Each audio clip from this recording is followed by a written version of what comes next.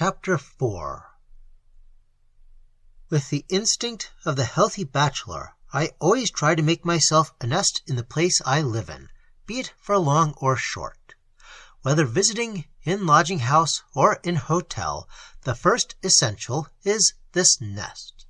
One's own things built into the walls as a bird builds in its feathers. It may look desolate and uncomfortable enough to others, because the central detail is neither bed nor wardrobe, sofa nor armchair, but a good solid writing table that does not wriggle, and that has wide elbow room. And the Towers is vividly described for me by the single fact that I could not nest there. I took several days to discover this, but the first impression of impermanence was truer than I knew. The feathers of the mind refused here to lie one way. They ruffled, pointed, and grew wild. Luxurious furniture does not mean comfort. I might as well have tried to settle down in the sofa and armchair department of a big shop. My bedroom was easily managed. It was the private workroom, prepared especially for my reception, that made me feel alien and outcast. Externally, it was all one could desire, an antechamber to the great library, with not one, but two generous oak tables, to say nothing of smaller ones against the walls with capacious drawers. There were reading desks, mechanical devices for holding books, perfect light, quiet as in a church, and no approach but across the huge adjoining room. Yet it did not invite. "I hope you'll be able to work here," said my little hostess the next morning as she took me in, her only visit to it while I stayed in the house, and showed me the 10-volume catalogue. "It's absolutely quiet, and no one will disturb you." "If you can't, Bill, you're not much good," laughed Frances, who was on her arm. "Even I could write in a study like this." I glanced with pleasure at the ample tables, the sheets of thick blotting paper, the rulers, sealing wax, paper knives, and all the other immaculate paraphernalia. "It's perfect," I answered, with a secret thrill, yet feeling a little foolish. This was for Gibbon or Carlyle, rather than for my pot-boiling insignificancies. "If I can't write masterpieces here, it's certainly not your fault," and I turned with gratitude to Mrs. Franklin. She was looking straight at me, and there was a question in her small pale eyes I did not understand. Was she noting the effect upon me, I wondered. "You'll write here, perhaps a story about the house," she said. "Thompson will bring you anything you want. You have only to ring." She pointed to the electric bell on the central table, the wire running neatly down the leg. "No one has ever worked here before, and the library has been hardly used since it was put in. So there's no previous atmosphere to affect your imagination adversely." We laughed. "Bill isn't that sort," said my sister, while I wished they would go out and leave me to arrange my little nest and set to work. I thought, of course, it was the huge listening library that made me feel so inconsiderable, the 15,000 silent, staring books, the solemn aisles, the deep, eloquent shelves. But when the women had gone and I was alone, the beginning of the truth crept over me, and I felt that first hint of disconsolateness, which later became an imperative no. The mind shut down. Images ceased to rise and flow. I read, made copious notes, but I wrote not a single line at the Towers. Nothing completed itself there. Nothing happened. The morning sunshine poured into the library through 10 long, narrow windows. Birds were singing. The autumn air, rich with the faint aroma of November melancholy that stung the imagination pleasantly, filled my antechamber.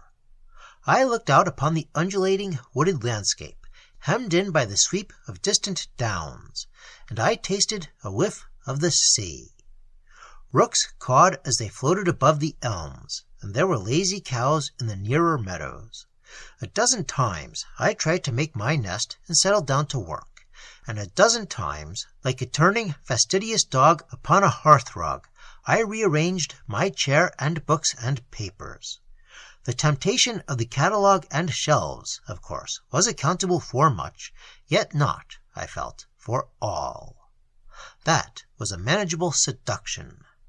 My work, moreover, was not of the creative kind that requires absolute absorption. It was the mere readable presentation of data I had accumulated. My notebooks were charged with facts ready to tabulate, facts, too, that interested me keenly. A mere effort of the will was necessary, a concentration of no difficult kind. Yet, somehow, it seemed beyond me. Something forever pushed the facts into disorder, and in the end I sat in the sunshine, dipping into a dozen books selected from the shelves outside, vexed with myself and only half enjoying it. I felt restless. I wanted to be elsewhere. And even while I read, attention wandered. Frances, Mabel, her late husband, the house and grounds, each in turn, and sometimes all together, rose uninvited into the stream of thought, hindering any consecutive flow of work. In disconnected fashion came these pictures that interrupted concentration, yet presenting themselves as broken fragments of a bigger thing my mind already groped for unconsciously. They fluttered round this hidden thing of which they were aspects, fugitive interpretations, no one of them bringing complete revelation. There was no adjective, such as pleasant or unpleasant, that I could attach to what I felt, beyond that the result was unsettling. Vague as the atmosphere of a dream, it yet persisted, and I could not dissipate it.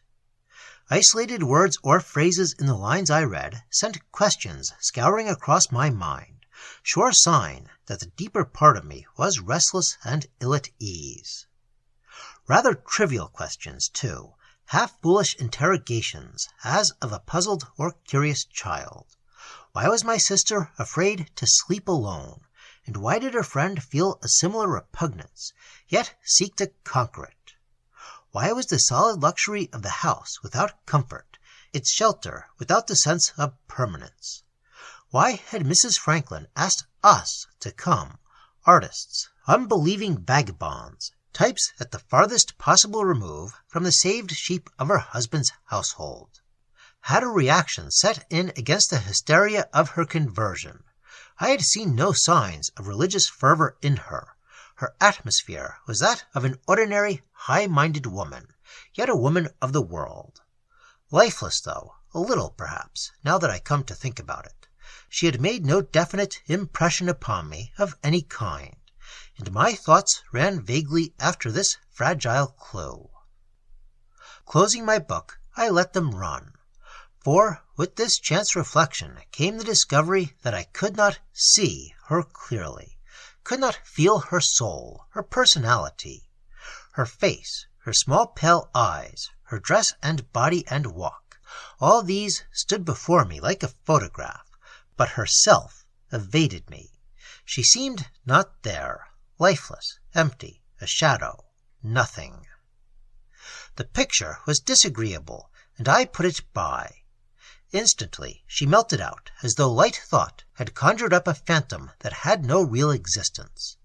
And at that very moment, singularly enough, my eye caught sight of her moving past the window, going silently along the gravel path.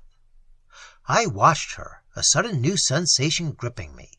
There goes a prisoner, my thought instantly ran, one who wishes to escape, but cannot. What brought the outlandish notion, heaven only knows.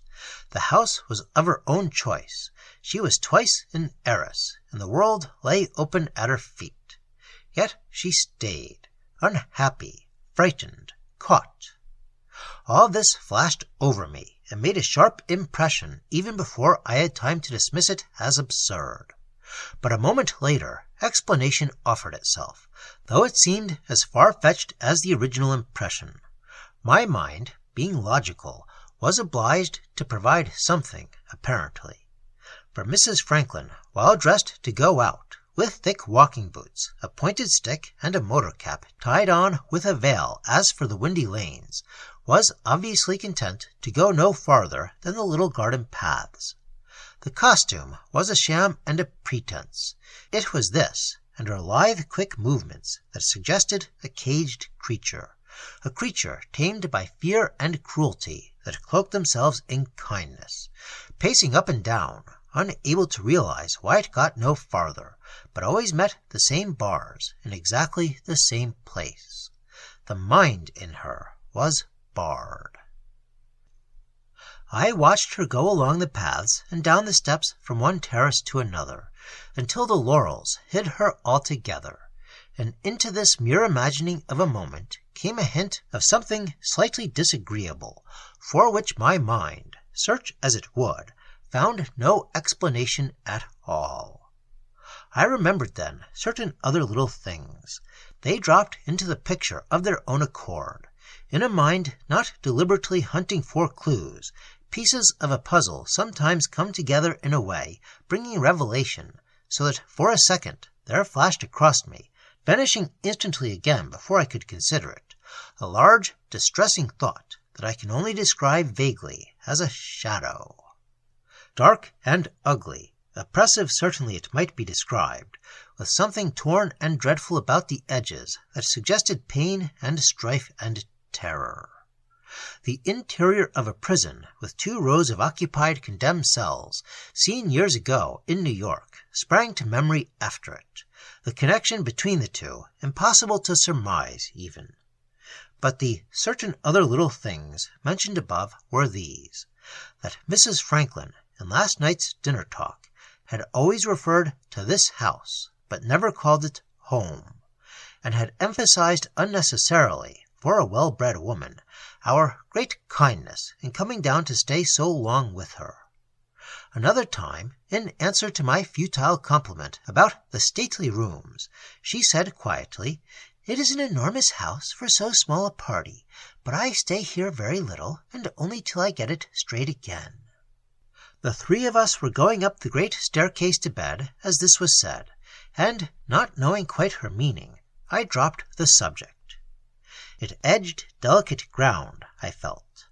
Frances added no word of her own. It now occurred to me abruptly that stay was the word made use of when live would have been more natural. How insignificant to recall, yet why did they suggest themselves just at this moment? And on going to Frances's room to make sure she was not nervous or lonely, I realized abruptly that Mrs. Franklin, of course, had talked with her in a confidential sense that I, as a mere visiting brother, could not share. Frances had told me nothing. I might easily have wormed it out of her, had I not felt that for us to discuss further our hostess and her house, merely because we were under the roof together, was not quite nice or loyal. "I'll call you, Bill, if I'm scared," she laughed as we parted, my room being just across the big corridor from her own. I had fallen asleep, thinking what in the world was meant by getting it straight again. And now in my antechamber to the library, on the second morning, sitting among piles of foolscap and sheets of spotless blotting paper, all useless to me, these slight hints came back and helped to frame the big, vague shadow I have mentioned. Up to the neck in this shadow, almost drowned, yet just treading water, stood the figure of my hostess in her walking costume. Frances and I seemed swimming to her aid. The shadow was large enough to include both house and grounds, but farther than that I could not see. Dismissing it, I fell to reading my purloined book again. Before I turned another page, however, another startling detail leaped out at me. The figure of Mrs. Franklin in the shadow was not living. It floated helplessly like a doll or puppet that has no life in it. It was both pathetic and dreadful. Anyone who sits in reverie thus, of course, may see similar ridiculous pictures when the will no longer guides construction. The incongruities of dreams are thus explained. I merely record the picture as it came. That it remained by me for several days, just as vivid dreams do, is neither here nor there. I did not allow myself to dwell upon it. The curious thing, perhaps, is that from this moment I date my inclination, though not yet my desire, to leave. I purposely say to leave. I cannot quite remember when the word changed to that aggressive, frantic thing, which is escape.